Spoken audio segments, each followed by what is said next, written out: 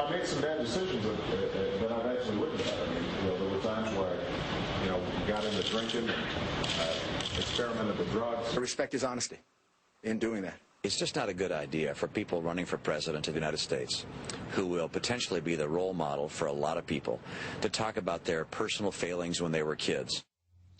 Well, that's two distinctly different views of what Barack Obama had to say about himself. Barack Obama has written in the past, in an earlier book, about his, as I said before, partially misspent youth in this book, Dreams from My Father. But now he's talking about it again with just a few weeks ago to the Iowa caucuses. The question is raised here, is this a good idea or not? Rudy Giuliani thought it was good. Mitt Romney thought not. What do you think, Juan? Well, I mean, to me, of course, this is all politics, and you think Rudy Giuliani has his own skeletons in his own closets. He's just, and Mitt Romney seems to want to hold himself up as Mr. Values. But the fact is, look, people make mistakes and people move on. To reveal human failings does not somehow make them somehow a role model for bad behavior. To the contrary, I think it says to young people, you know what? Look at what this man has overcome. Look at how you move on and you grow in life and you succeed. Obama is a Christian, and then it's a little like a Christian testimony. I'm sure he's given one. I was terrible, I drank, I took drugs and everything, and then I found Christ, and my life is different, and I, went on to succeed in life. I mean, I'll have to say, what about the idea that it may say to people, look, you can screw around and screw up all you want when you're young. Don't worry about it, because you can recover and get on the right track. I don't think that's what he said. I don't think that's what he meant. I don't think that's what anybody's going to draw from it. Well, he also didn't mention, although it is true that he is a Christian, he didn't really put it in that context either. Well, not in that bite, but look, I thought that was perfectly all right what he said, and so I vote for Giuliani's interpretation. I think what he said was, I drank and I smoked and I goofed off, and then I discovered Iowa. Now I'm redeemed. Look, what was wrong here was the setting. I mean, if you're talking to high school, if you put it in your book, that's fine. If you're talking to high school students, if a high school student is reasonably intelligent, he's going to look at this and he'll say, well, the guy smoked, he drank, he did a little bit of blow, and here he is running for the president of the United States. You, too, can grow up to be president of the United States if you do all this bad stuff. It's not a big deal. And I thought Romney's a little bit sanctimonious, the goody two-shoes in talking about all this.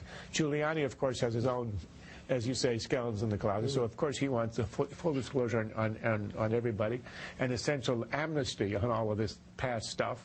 But, in the end, I think Giuliani is right. It's okay to say what happened, but you probably ought not do it in a high school gymnasium. Yeah, but the other thing is you probably ought not to do it if you're running for president, if you want to help your campaign. Well, I suspect that most of the voters in Iowa and other places have not read his book, Dreams of My Father, where he goes into this.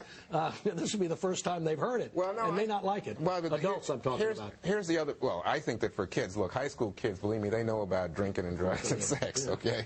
Let's not play that game. But I do think that it's odd at this moment. So the question arises in my mind, why is he doing it now? And I come back to this thing that we might have discussed earlier in the week about Bob Novak and dirt on the Hillary campaign, having dirt on Obama. And you think there may be an inoculation? I don't know. Exactly.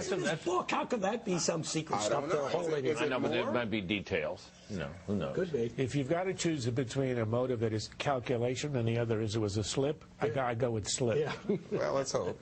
And also, let's hope that he really cares about those kids and was suggesting to them, you know what? In the meantime, it must be said, his campaign is doing roaringly well in Iowa. We had David Yepsen, whom we all know and like and respect as the sort of the dean of the political reporters in the state of Iowa, saying that he's got the best or perhaps the best organization out there. My sense is that he's in an updraft. He's in an updraft in Iowa. Now, the organization is not matched nationally, not comparable to what Hillary has nationally. But if he is able to win there, I think he gets a lot of tailwind, updraft, as you put it, going towards New Hampshire, and then you never know what happens. New Hampshire, we now know, will be only 5 days. And you can argue that it'll be the 3rd and the 8th.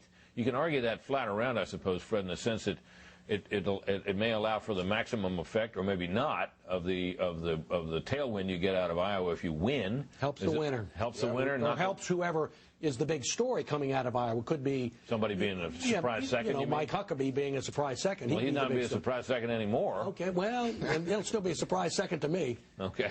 Yeah. Well, what about that? I mean, so Obama benefits from the Yes. tightness of the schedule. Anybody who wins in Iowa benefits because it magnifies the slingshot effect. It will really, a compression of that time scale is going to have a huge effect because you're riding that wave and it can't be undone. Because a lot of Iowa winners have come to grief in New Hampshire. There's been a longer interval. Right. A short interval is going to be... I remember I covered George Bush, 41. When I picked him up out of Iowa, rode with him into New Hampshire, where he promptly lost and went on a losing streak. Then the airplanes got cheaper, the accommodations got worse and worse. But the thing that ought to worry Obama is, remember who had the best organization statewide in Iowa in 1993, going into the last Iowa caucuses? Howard Dean. Howard Dean. Freddie, you bring that up all the time. That's it for the panel. Stay tuned.